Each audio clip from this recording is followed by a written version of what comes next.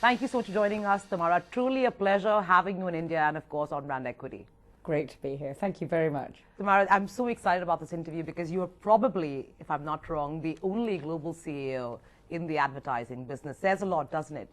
Well, I think it says how disappointing we should be as women that there certainly aren't more in advertising and, in fact, in all industries. Sure. Talking about, your journey as, a professional and making it on top and, a rare woman to be at the helm of a global organization. How has your journey been?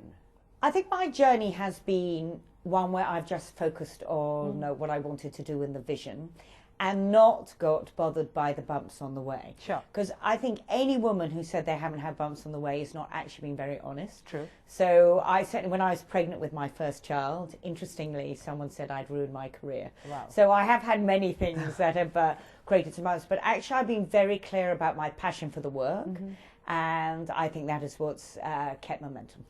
Right. Has there been any point in time where you have felt very demotivated because it has been difficult for you to shatter the glass ceiling? Of course, you have shattered the glass ceiling, and how, and we all know that. But I mean, in your journey towards, the race to the top, how difficult was it for you to, break stereotypes, to, challenge people's point of views on women, and of course, the surrounding environment, which, I mean, ideally we would say that, there is no difference, but I'm sure there have been, several times where you have been forced to either reevaluate yourself as a woman or a boss, etc., etc. I think what's incredibly interesting and why I believe women haven't done as well as they should have done is because men employ in their own image. And that means, of course, employing more men. So my observation is sometimes I have noticed that I'm very passionate and very energized about my work. And that has been, at times, people have attributed that to my female nature, and I felt that was holding me back. So yes, I have evaluated how I've behaved. I have evaluated also how I've looked. As women, sure, people often feel they can make comments about what you look like or the clothes you wear. Sure. But net, what I always tell people, in the end, it is the being, your being, and your vision for the job, which is going to make you succeed. But what would you say would be the defining difference between, let's say, a woman like you, who's made it, and let's say women who are aspiring to be on top and shatter that glass ceiling? What do you think, the key difference is? I think total conviction and self-belief. That one is always going to get there, and actually wanting to get there. I think the combination of self-belief, wanting to get there, and realizing that leading anything, you need followers. So this is not about being competitive or differentiating. It's about bringing the world with you. And how easy is it for you to have followers and for you to basically convince people that you have leadership qualities? How difficult is that road? I think it is difficult to convince people that you're the right person if you focus on that. However, if you focus on the doing, and if you focus on inspiring people while you're doing it, then I think there is more chance. You're a mother of two. Yes. And I want to talk to you about 2 points of views from very, very successful women. One being Indra Nooyi and the other being Sheryl Sandberg. And they have two very diverse schools of thought. One being, Indra being that, as the global CEO, she's like, I mean, I'm kidding myself and kidding everybody else when I say that I can have it all. That I can have a great family life and I can be, this really successful woman. I mean, there are certain bargains and sometimes they're heavy bargains. And, the fact of the matter is you've got to choose. Sheryl Sandberg, on the other hand, says that I can have it all. I can be like a great mother, great wife, a great family woman, and I can be a really, really successful professional. Where are you leaning? I think the question about having it all probably is the wrong question in life anyway. But I passionately love everything I do. Sure. So I passionately love my work and passionately love my children. So on one level, of course, I feel I'm deeply lucky and have it all. On the other, in each area, of course, there's always going to be some compromise or some sense that it isn't perfect, because life isn't perfect. However, for me, life is full of many blessings. And so if you ask me to pick between the Cheryl School, I'll have to go with that one. Because because I feel deeply blessed. And I feel blessed in an unbalanced way. I think life for me is not about balance. Life to me is about going 100% at everything. And if it means keeping your children up at night when they were little to talk to them rather than put them to bed early, hey, that's what I did. Go for everything with 200%. Right. I want to talk to you about something that is a bit sensitive and tricky, yes. which is, the previous CEO of JWT. I've met him in India and in Cannes. And, you took over at a time where, I think the fundamentals of the agency were shaken up because of the incident. How was it? How was the environment when you came in and took the reins from him?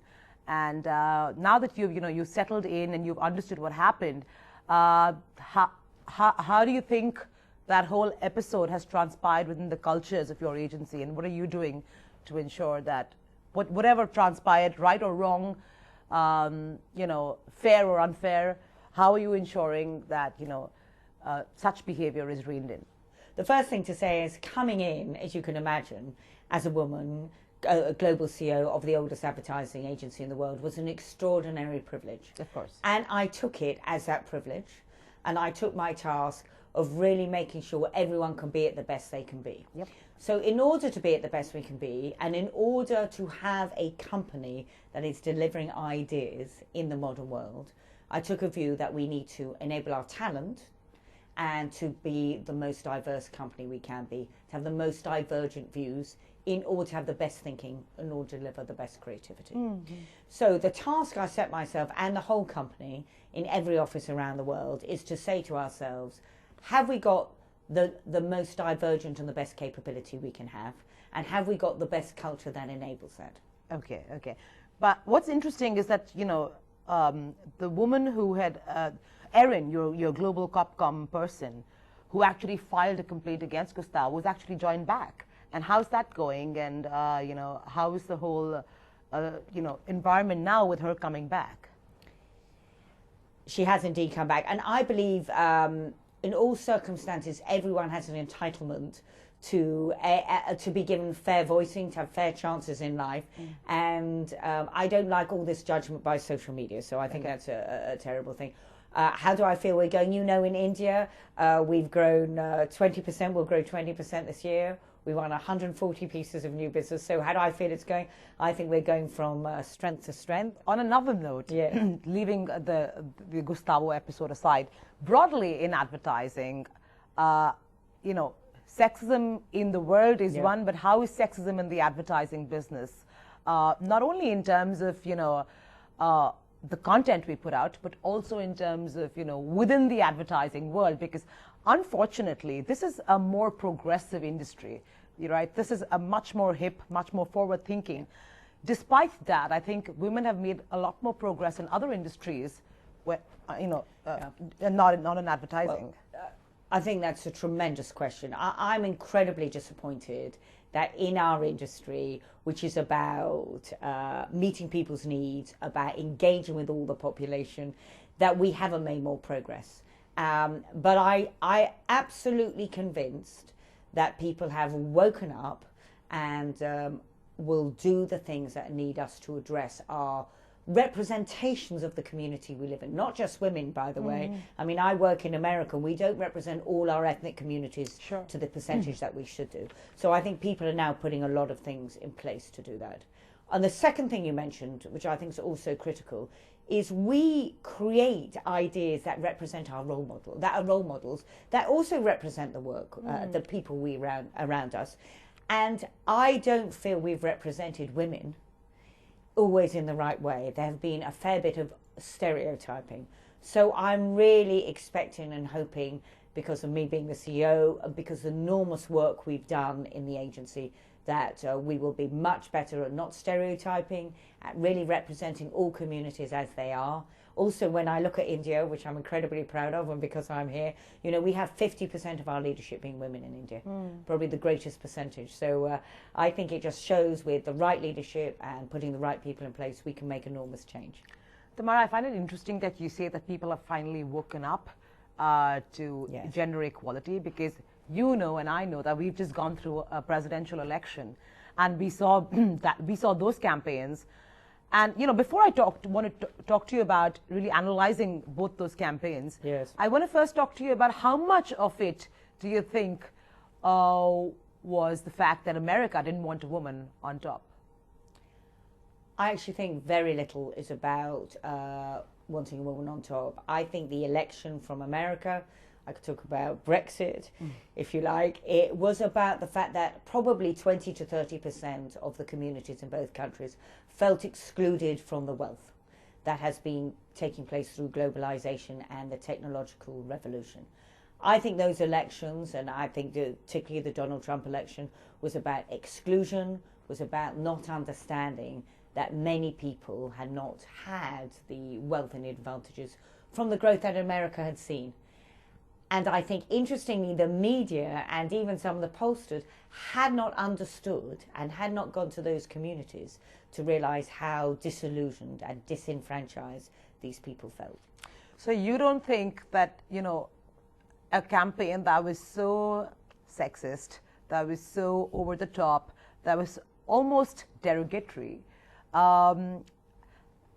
still won that campaign, and that brand still won the election? You're saying it has nothing to do with, or are we looking to ignore the fact that it was possibly, a woman who was running against him, and if it was any other man, would have possibly had a better chance at winning?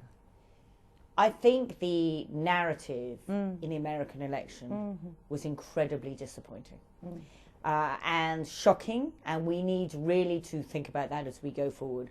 It was difficult, I think, not just for women. I think it was difficult for many communities. Sure. And however, I think what people vote for often is economics and what's in their pocket and a sense of hope for their future. So even though as a woman, I have to be honest, I found it disillusioning, angry-making, inappropriate, and I could go on.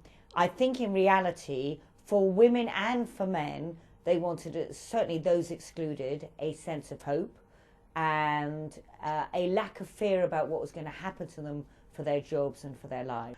As an advertising professional, a person whose business is understanding the pulse of people, right, and emotions, do you think the entire industry, despite our grand leaps into data and big data and fast data and God knows what other data, the whole industry, I think, got it completely wrong? I mean, and not just advertising. I think even media and exit polls and all of that, everybody got it completely wrong. So does that tell us something about the state of our understanding of human emotion and people today? I think it tells us two things, actually. If you're going to understand people, you need to be with people. And you need to be there in those locales. And actually what's happened to the media, I think, in America is that it's gone very much to the bigger cities and not in the rural areas. And so they miss that completely. The second thing is research is much more interesting than what people tell you. It's how people behave. And I think polling probably hadn't moved on. And just because someone says they're going to do something doesn't mean they are. Sure. I think we should have learnt this from Brexit.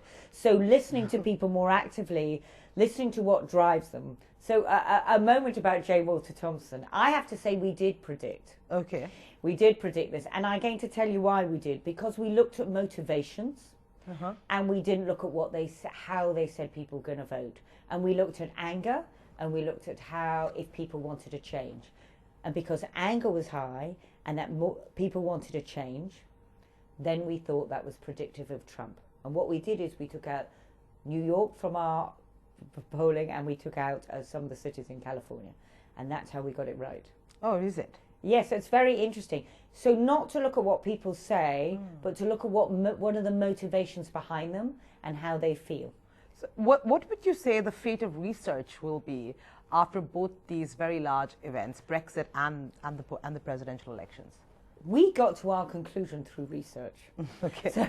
So I think research is only going to, because we know how people are behaving, what they're buying, where they are, whatever time. I think research is going to be ever more important. Okay. But people need to look at motivations, they need to look at behaviours, and not just what people say. Because I'll tell you what, on social, people are used to saying what they want people to believe, not necessarily what they do believe. Do you think, when we were looking at both Brexit and the presidential elections, on social media, I felt that we were a bit, good question. We were a bit secluded. I mean, because what was being represented on social media, I mean, we're so actually removed from reality is what we all got. So do you think, digital is made too much of only because it's new, it's hip, and it's something we don't understand completely?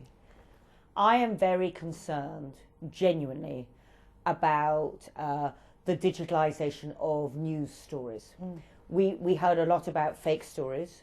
I'm also concerned that the algorithms of stories means that we get more myopic and more myopic. Sure. So I have a Facebook feed, obviously news feed, and I never see anything that's beyond what I believe in. Exactly. Rather than serendipity. So there's fake stories and controlling stories.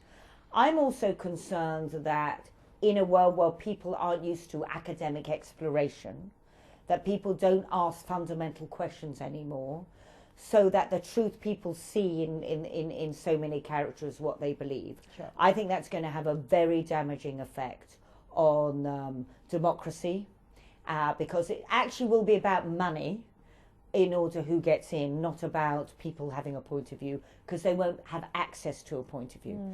So I'm very worried about social media and the effect on that. Sure. I actually think we live, what we've learned is social media is vital for building brands, but social media, as well as TV, as well as particularly print in this country and outdoor, and the ROI is much more mixed than everyone thinks. It is the combination of surrounding consumers that works more than just one media. Sure. So I'm a great believer in TV. Look at how marvellous the film industry is in here. So I think TV, films, it's just that going to be in different platforms. Sure. So it's that mix. What does it tell you about the consumer? Do you think the consumer, and this is really your study, and this was your study of understanding the political consumer, yes, post-Brexit and, of course, the elections. What is it telling you about the consumer today? I'm asking you this because first I want to get your response, because I have a rejoinder, because I feel today a lot of brands are living in their own bubble and are going all out to position themselves like NGOs, which they're not. But it's just that, that positioning that they have, which is a bit over the top and not really authentic. The first thing is all brands need to position themselves in really authentically, because the consumer sees through that. However, the one thing I take some issue with you is I think brands are filling a vacuum that sadly governments and politicians no longer are. Okay. Which is about, actually people want brands to do good as well as to do good business. So even though purposeful brands, I think is what you're getting at, may seem a little bit over the top and a little bit too inspirational, actually I think they're filling a vacuum. I think people want brands to inspire, want the world to be a bit better. However... How could you say that? Well, I can say that. I'll tell you why I can say that. I think young people make choices for the companies they work in and for the brands they pick if they do deliver benefits to them, I mean, at the right value, but they also will pick it if they're doing good. So assuming the basics are right, then they want to be part of something that's doing a little bit better for the world. And actually, I think longevity in companies will rely on not just having great products, which is also important, but having great products that in the air and also doing some good. But, both recent global events have shown us that people have voted for exclusivity instead of inclusivity. So I'm a bit confused about... People have... I agree with you. There's a huge growth in nationalism, which is really bothering me, actually. Or certainly the people who voted for some ethnic nationalism, let's call it that, in a very brutal way. Let's not use the word populism, which lets people off the hook. Let's use it what it is. But first of all, not all the young people voted, which is very disappointing. Okay. And secondly, when I look at all the surveys about young people in work and millennials and the generation after them, so they actually do want to work for much more diverse companies. Interestingly, when we look at, they like to work collaboratively, and they like to work with mixed communities. And added to that, They want to work for companies that are doing good. So there is a paradox often that happens in the world. Okay, there is this growth in some nationalism. I don't think we should deny it. I think we should really see it for what it is and worry about it. Sure. And yet at the same time, there is a whole force out there for doing good, for being part of good, for hoping that the planet is going to be here a lot longer, you know, a lot of quite rightly because of climate change. So I see both these things happening at the same time. And my hope and my inspiration is that these young people will have more of a voice and will turn us into, take away some of this very hard-edged narrative. So you think that consumers care? I think consumers care. I think people care. But people need certain things. They don't care beyond the pound or beyond the rupee in their pocket, right? And they don't care if a product isn't good enough. Okay. So we have to get these basics right. And we haven't done things right for them. You know, they have been excluded from the economy. And women aren't 50% of leadership positions. So I think we owe it to the communities to make sure that we give people education and health and enable them to grow. Talking about India, and I know this is your first visit as, you know, as the global CEO. Yes. So tell me a little bit about your understanding of how you think India is doing as a market. Do you think we're very overrated? And I know that, you know, you can only be as candid, you know, as possible, but no, I should be very candid. Yeah. And it's been an extraordinary ride in India, hasn't it? I mean, we won't talk about this week, some of the issues bothering you today. Sure. But if you take that away, and let's pretend it was pre-now, I mean, the fastest growing, you know, 7.5, 7.8, wherever you measure success, extraordinary technological advances. What advances? Well, for example, you have a fantastic you look at what's happening in the skills in the universities, the fact that people are coming here for Indian capability. You look at the growth. Now, that's to say there aren't some fundamental issues on poverty. They're not to say there aren't things to address. Not to say there shouldn't be more inclusion. But I think it's been extraordinary advancement. And just in my own J. Walter Thompson world, I would say India probably is our fastest growing country. And why? It's not just because the GDP is growing. It's because the way the teamwork in the company, much more collaborative, much more mixed capability, and interestingly more open culture. And I'm going to take some learning from what I see on our great Indian office and take it around the world. But Tamara, tell me, why is it then, not just in JWT, but you take any group, why is it that the Indian office is still not in the top 5 offices of the world? Well, I think you have to look at spend per person. I would have to say, though, the influence of India in our community is enormous. Is it? It is absolutely enormous. And added to that, India doesn't report into Asia. India reports directly to me. Okay. Because that's how important India is. Oh, wow. Was that always the case, or this is after you've come? No, in the last year and a half. Yeah. I mean, it says a lot to run our leader, but it also says a lot for what we're doing and a lot for the country. Right. What is your vision and what is your desire for Tamara's legacy in JWT? What's the kind of legacy you want to leave behind? Well, too early. Too early to leave a legacy. But I'll tell you what I'm thinking about. I hope it'll be a 15, 20-year journey. So I'm not about, or maybe a lifetime journey, not about to leave a legacy. What do I want to see, though? I want to see us continuing to pioneer brands, to see extraordinary work, even better work than we're doing now. I would like us to build a much more diverse community and really broaden our capability. We have to constantly be, success for me would be that we're seen constantly on the edge of where the world is going, and that we're, in very simple terms, a magnet for people. People love working there, and a magnet for our clients. How about more materialistic desires, such as, you know, JWT being at the, you know, being one of the top winners at Cannes possibly being Agency of the Year? Well, if you ask those things, I have some goals, which are financial goals. Obviously, we want to see growth. I'd like to see the company at least 50% digital by 2020. Okay. And without doubt, I want us to be Network of the Year by 2020. Those are the internal goals I've set ourselves. Right. So will we see an improved performance? Only because, you know, it doesn't mean anything, but I mean, at Cannes, will we see an improved performance of JWT? Yeah.